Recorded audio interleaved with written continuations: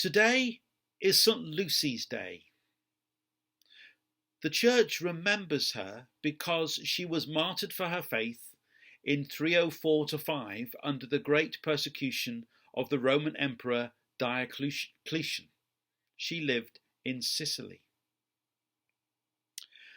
It is still remembered today, particularly in Scandinavian countries with their long, dark winters, and with it being close to the shortest day of the year.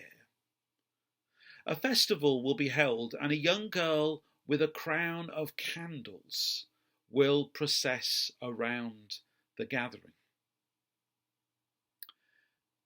The early church faced much persecution.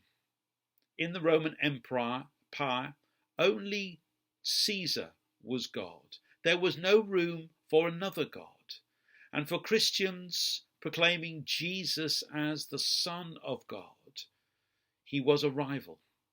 And the Romans regarded Christians as traitors, and so they persecuted them, imprisoned them, and on many occasions killed them. It is important that we remember people like Lucy. It is important to remember their courage and their example, and to take comfort and to be inspired by them. And one of the prayers of the early church became Maranatha, come, Lord Jesus. It would replace the greeting Shalom or peace, because the coming of Jesus would bring to an end all the wrongs of the world, and he would establish a rule of justice and of peace.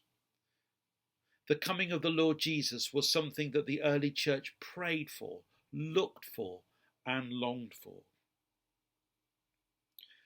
Looking around us today, we see lots of things that are not as they should be. But we are called to look up and to look forward to the coming of Jesus. That is our Advent hope. So if you are discouraged today, why don't you pray, Maranatha, come Lord Jesus?